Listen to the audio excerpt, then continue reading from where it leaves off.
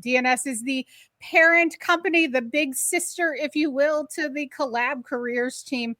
And we are excited to be kicking this off with you. A little bit about Collab Careers. We launched Collab Careers earlier this year in response to the amazing referrals that so many executive clients were providing for us. And so we needed a product and a service that would take care of all of you, that mid-level to early executive sort of client, the person who is a manager, a director, someone aspiring into bigger roles, or maybe just looking for some great career advice. And the two gentlemen I'm going to introduce you to are going to be the ones to help you throughout that process. First, let me also say that I will ask Carmen Poff, our Director of Client Success, to pop her link in the comments, so that you have a way to reach out to her as we are talking today. If you find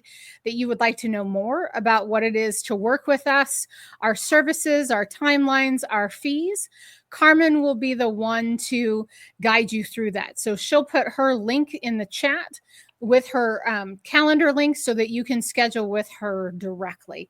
So with that said, let me first introduce Alan. Alan is our lead writer and making a little bit of a shift as well. He's a lead writer at Collab Careers and also going to be joining the DNS team. Welcome, Alan.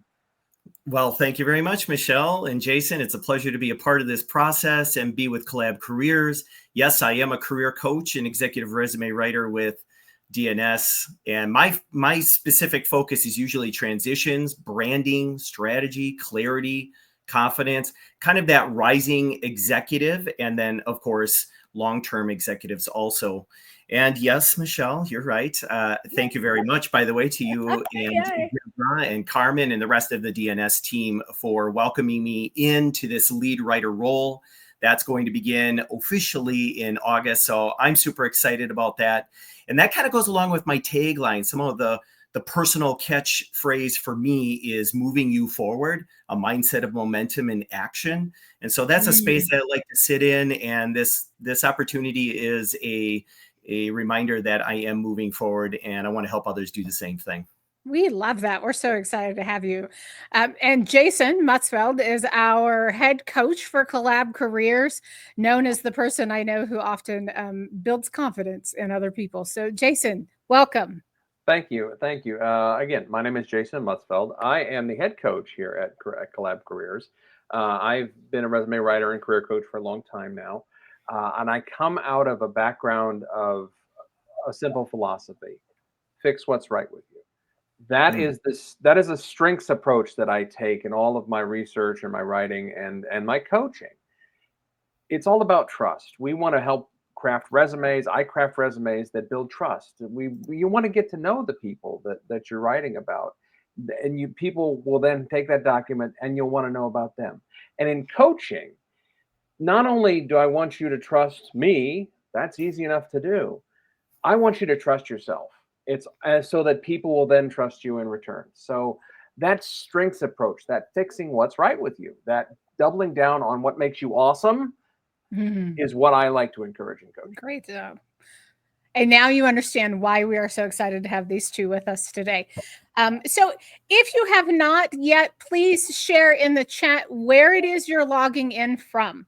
Tell us where you are. What happens often in these is that, people will start to connect because you're both in Indianapolis, where I am, or you're in Portland, Maine, where Carmen is, or something like that. And it can be a great way to network. So please, by all means, pop into the chat where you're logging in from. And if you have specific questions throughout, don't hesitate to put those in the chat as well. And we will certainly do our best to answer those. So, gentlemen, let's talk about our topic today. You guys have been working very hard to create what one of you, I don't remember which one initially, coined this, the career go bag. It was Jason? Okay. Yeah. And he gets the royalties. He gets the Just remember, I'll remind Deborah that we have royalties to pay. But no, what I want to make sure of here is that we give you the opportunity to download this checklist that we're going to be talking through today. So I'm going to pop this QR code on the screen for a second. Jason, it looks like I'm blocking you out. It wasn't on purpose, That's but okay. this is part of your royalty, right? Is that you get to get blocked out for a minute. But this is the part where I get to scratch my nose. Right, exactly. So, but your career go bag is everything you need to begin building your career assets, if you will. So you are well prepared, because we know that this is somewhat of a challenging market, and for many of you, a type of market you've never experienced before. So with that said, Jason, you coined this phrase. So tell us what a career go bag is, first of all, and then we'll start to dive into what the specifics are. Gotcha. Give us the big picture. Big picture. First, a little background. I'm an Eagle Scout. I was a Boy Scout for many years, so the motto "Be prepared" was always something that I adopted, and it was something I'm familiar with. And I use that in my teaching, even in my college teaching. Be prepared. No, show up ready to work. And ultimately, the career go bag concept to me was about a lot of people when they get presented the opportunity of a lifetime, they get canned unexpectedly, or they know layoffs are coming. They go, I should have an updated resume. I should have a list of all my accomplishments. I should have my contacts downloaded. And they don't realize that they should have done this the day before yesterday. Sure. In the moment, they panic. That to eliminate that panic is what the goal of a career go bag is. You are already prepared to move when the time is right. And ultimately, that's what coaching teaches. I mean, we teach when we coach in a sports field, we prepare people to go out and play the game well. We play the game better when we know exactly what we're doing.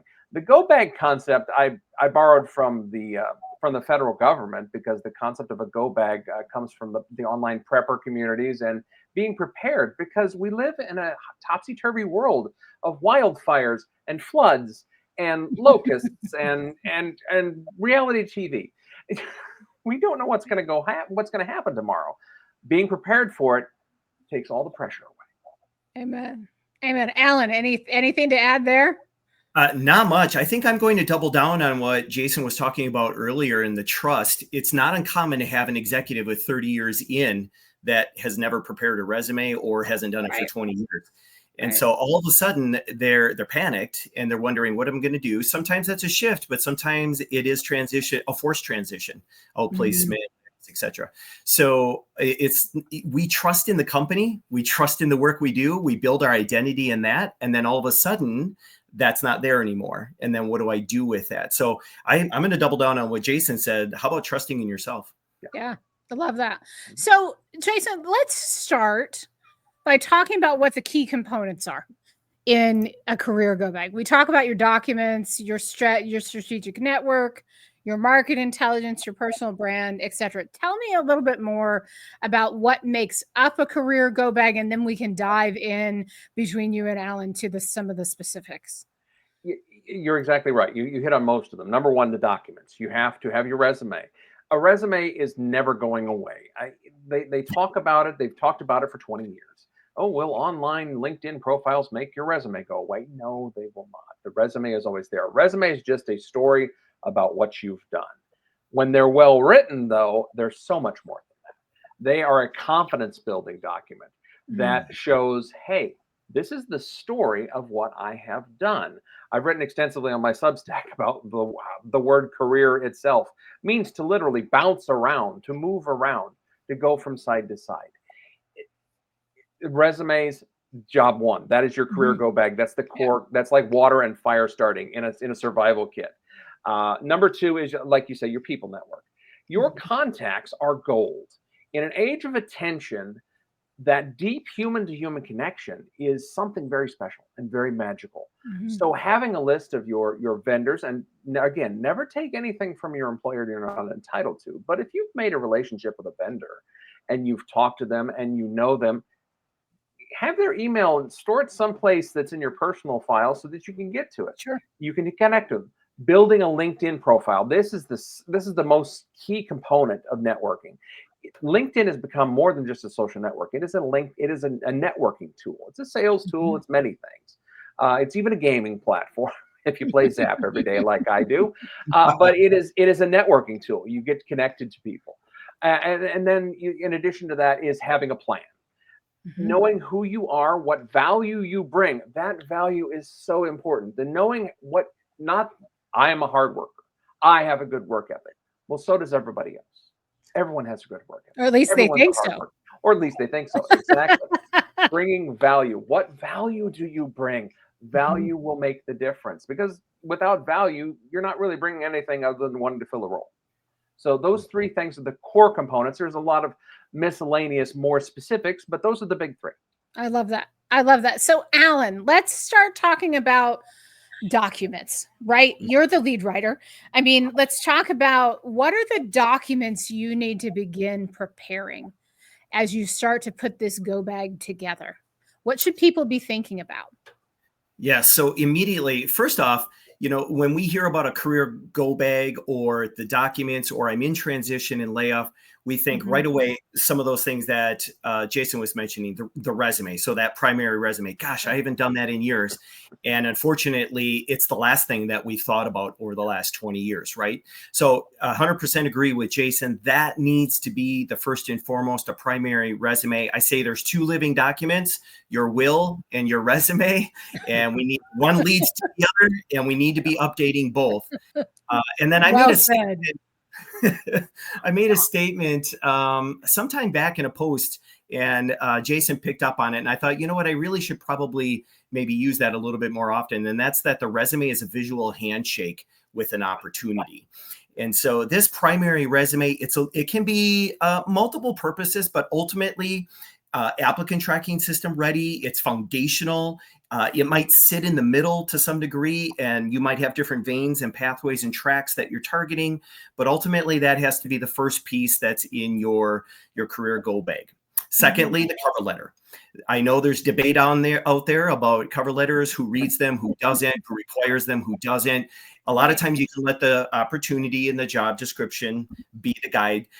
In a cover letter, it's modular. Placeholder sections to some degree. Your resume should have that as well. And then you're able to position those different pieces and accomplishments that we'll talk about a little bit later, and put those in so that they fit for the right opportunity or the networking conversations that you're having. LinkedIn profile, that's a part of the go bag as well. So a strong headline, a positive and first person about section, that summary, that's your public brand. This is out there. That needs to sit a little more neutral in a sense. I want to be careful about hot button topics and where I might lean in certain areas. But ultimately, this is the umbrella statement for all of this is who you are and what you can do. And accomplishments are great. They are the proof in the pudding. But what am I going to do for you going forward? So we need to see some of that. But ultimately, on the soft side of that, I need to know that you're a great cultural fit. That's some of that LinkedIn networking that's taking place out there that Jason talked about. So your LinkedIn, I should share these stats. I share these all the time. It's approximately 80 to 90% of hiring professionals spend an average of 7 seconds on a resume. Right. And you could argue that between the different levels, whether that's recruiter or executive level, and how long they might be looking at it. And of course, there's factors and variables to that. But accompanying that stat is then another high percentage of those professionals, about 80-ish, 90%, are going out to LinkedIn or social media. And I just heard something recently that I haven't been able to fact check, but that Facebook has grown in its corporate branding, networking, and communication space. So I gotta fact check that. But ultimately, the bottom line is they're going to social media to try and determine, do I like your photo? Do I like the background image you have? Do the personality that I hear in your about section, does that kind of communicate the same cultural fit that we have in our company? And are you a real person? Yeah, right. That's an important one today too. Yeah, very good. Yes. And so is AI, Jason, you and I like comments in LinkedIn about AI. Yeah. I don't think we need to be scared of AI, but we just need to use it appropriately and use it to support as a tool. It's a scaffolding tool to help us get to where we want to be. So a couple of other pieces are the wins document. This is, you should be updating this every time you start a new role, every year for sure.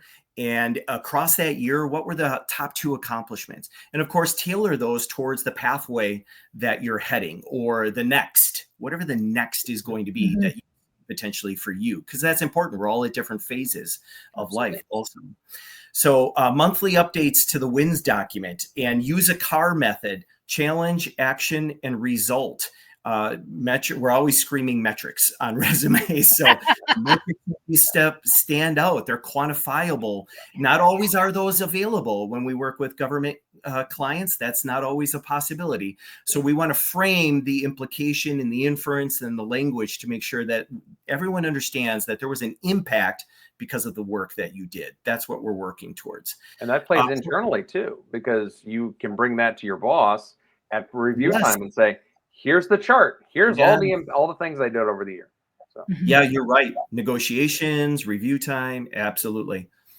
Portfolio pieces would be potentially the last piece of your go bag, which could be work samples, decks, writing, case studies, any publications that you would have done throughout that process. So Michelle, if it's okay, I'm going to throw in just a little pitch here. Please. So everyone watching and listening should know that you can always talk to Carmen about any additional services through DNS. But my bonus tip would be executive bios or / a networking cheat sheet sometimes when applicable. So that executive bio is a 1-page. You can use that as if you're a rising senior leadership management employee and you're looking for those next opportunities. Like Jason said, you want to come to your performance review ready to go and have a few documents along with your accomplishments. That executive bio / networking works at all of those levels. And then it's really just communicating, especially in networking. This is who I am. This is what I can do. It's real succinct and on point. So go ahead. Can I jump in and add to that, just to piggyback a little bit, that as you become a leader you're taking your first or second step in leadership in your organization, you're going to start hearing requests for speaking, right? Be on a panel, help write an article here or there in the company newsletter, whatever that looks like. And having that bio, even that short bio, makes your life so much easier, because everyone is going to say, send me a headshot and your bio. And there is nothing worse, we've all been there, than panicking in the middle of the night at 11 o'clock, and that bio is due at 8 a.m. on the next morning. So that bio will serve you in that speaker capacity too, as you're being asked for more thought leadership, etc. Yep, I'm with you. So the common thread there is be prepared. Absolutely. So, Jason, one of the things we know about a career go bag is, and this would have to be a pretty big bag to fit it all in, but is really understanding having your network in the bag, so to speak. So tell us a little bit about the importance of a strong network. You coach clients through this all the time. So many of us are so attached. We have great networks because we network for our employers. But how do we actually network? What do we need to be mindful of as we're building this go bag for our network and networking? Yeah, networking is a scary word for a lot of people, but it's not. We can make this fun, because networking is just one thing: making a friend. Whether that friend is a true friend, a deep friend, or just a connection, a colleague. You're being a person. You're making a human to human connection. We do this we're selling and marketing. You're connecting with people and making relationships. Networking is just you're doing that, but you're doing it for yourself. I don't like to think of the concept of selling yourself, because that's illegal in all 50 states. There's How about presenting yourself? Present yourself. Exactly. You are presenting yourself. You are being open. You are being honest. You are being approachable. That's all networking truly is. The nice thing about a network is that when something happens, be good or bad, you can good things, you can put it out on the universe and say, hey, this happened to me. I've got a promotion. Everyone will applaud you. They'll connect to you. They'll remember you. That's important. Remember you. That's the key. That's what we're trying to do here. You need this network before you need it. If you get unfortunate happens, you find yourself out and looking for a job, your job is always 2 or 3 degrees away from where you're at right now. You just have to make that connection and say, oh, I know a person who knows a person who knows a person. Boom, boom, boom, and work through that chain. The statistics never lie in the fact that most jobs that we find, most new roles, come from a relationship. They come from networking. There's nothing wrong and no shame in the game of online job applications, because even when you network into a job, 9 times out of 10, you're still going to have to apply for the thing. It's just how HR works. So you have to be ready in that game as well. But the networking game really it doubles up. It pluses what you're doing. Your online application is great, but if somebody's waiting for your online application, that's gold. Well, and Jason, I'll add that 85% of jobs are found through people we know, not through applying on the internet. So that's a stat that comes directly from our friends at LinkedIn, and LinkedIn owns the biggest job board. So if they're telling us that, we need to be paying attention, right? And we know a lot of HR firms and companies, recruiters put out ads and open positions that aren't necessarily real. They're ghost jobs. Because they're just trying to see what's out there in the market. They're doing some fishing, and that we can debate that on a different session. But we want to make sure that you do have, who's in your inner circle. Right? Those 3 to 5 people that you can call on. I call them my 2 a.m. people, right? The people you can call on in the middle of the night. And they will actually get out of bed and help you. But also that, people who provide that industry intelligence, the people you can turn to find out what's going on, those internal champions, especially when you are in a larger organization. I know so many large Fortune 100 type companies. You have to have that sponsor, that person who's going to really advocate on your behalf, so that when you're not in the room, your name is still being spoken in the room. So, and the ability, as you said, to expand that further. So, Alan, I mentioned people who can give you market intelligence. Tell me a little bit about why having that intel is so important in your go bag.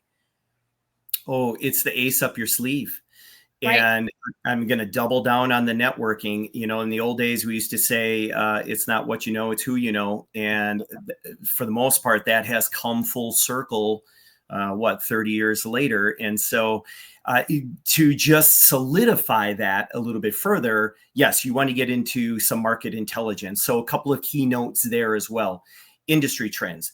Track the skills that are most important out there, or that is being looked for out there. So example, we know that in leadership, emotional intelligence, adaptability, those are high skills right now, because with the shakeup that we've known in the world, at least over the last 5 years, for various reasons, adaptability has become important for executives to take on more work, or maybe there's a return to office, or there was a hybrid, and etc. So there's always those different opportunities to be adaptable. And that's what you're doing here. You're building your go bag so that you're ready on the go at a moment's notice.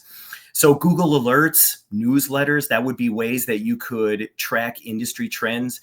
I'm a big proponent, Jason, of getting into LinkedIn groups. Look for high numbers of groups. Look for groups in your industry or passion areas that are like-minded spaces. Sitting on webinars, connect with each other right now. Through the webinar, as you see different individuals, we're all here for the same purpose. And if we have the same industry, then we can start tracking those trends, whether they're affiliations, organizations. And then that could lead into company intelligence as well. So, okay, somebody works at a company, or there's a company I'm interested in, follow that company on LinkedIn, watch X, check white papers, Forbes, any changes in the news. Of course, we see and hear things in the government seemingly on a weekly basis. How does that affect certain companies? And their layoffs are always in the news. And then there's a kind of a rebound and a backfill to those types of companies in various ways. They're just shifting and changing. Maybe it's return to office or whatever, or different building units. So look at that information that's out there. Be digging for it. Be active and following. Compensation, Glassdoor website, pay scale, levels.fyi. Those are places that you can see what some of the going rates are out there. Pay grids are changing, and they're using different titles to move into different pay grades. And so you have to be aware of what that might look like, and per the company and per the industry. You might look for opportunity signals. Maybe that is job boards, and you see a rash of opportunities showing up on a job board, even within LinkedIn. It might signal. I tell you something. Right. Yeah. Oh, look, there's a lot of great opportunity. There's probably a reason for that. So LinkedIn, the Muse, Built-in, HBR.org, those are all different websites you can use. Anywhere and everywhere just about would be the market intelligence. And then that just solidifies, hey, I'm ready to have that networking conversation. I've probably done a little bit of work on the back end. I know what that is and what my worth in that area could be also. And I love that you brought up compensation and your worth, Alan. And I think it's one of the key things. I do most of our compensation negotiation coaching here at DNS, and I'm happy to help out at Collab Careers in that area from time to time too. And what I'll say is we have to know our numbers before we start having the conversations, before we get out there, right? So I'm so glad that you brought that up as part of the prep, because you really need to know those numbers in that detail so that you can communicate correctly and clearly with the recruiter, with the hiring manager, et cetera. Yeah, there's a cost to your job.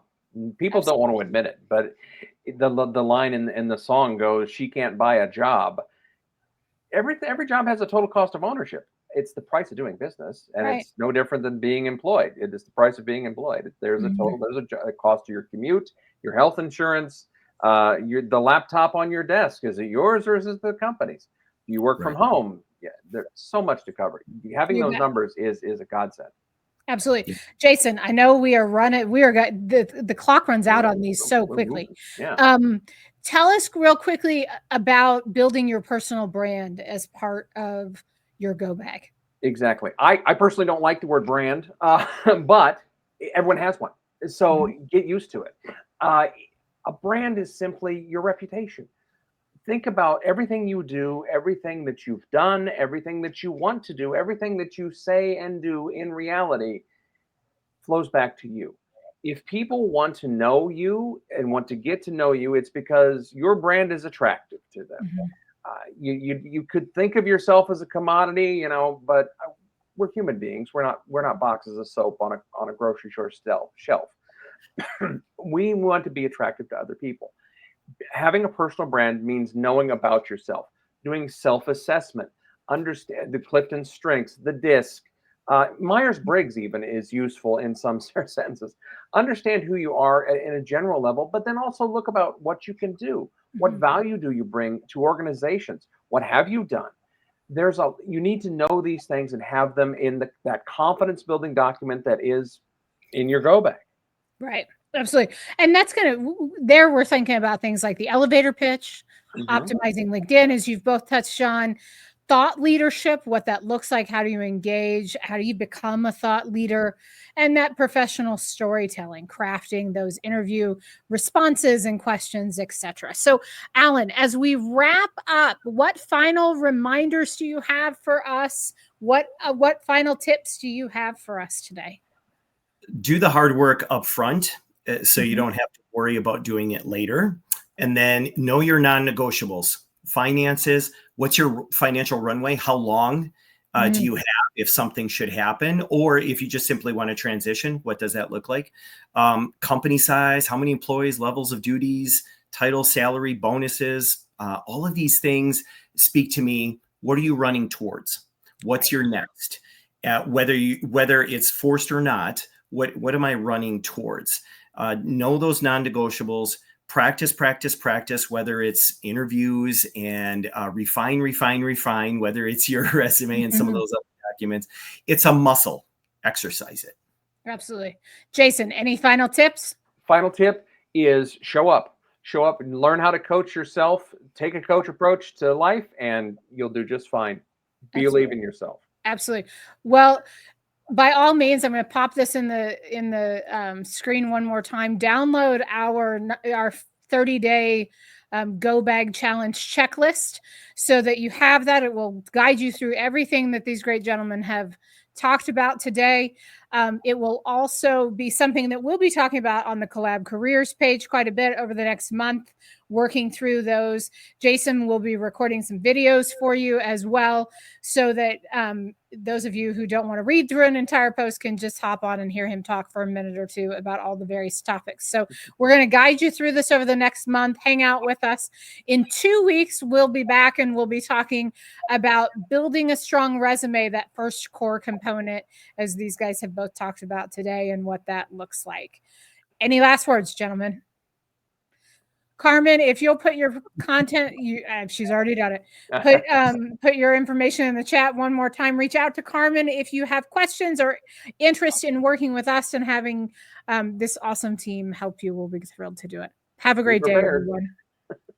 It's a pleasure. Bye, all.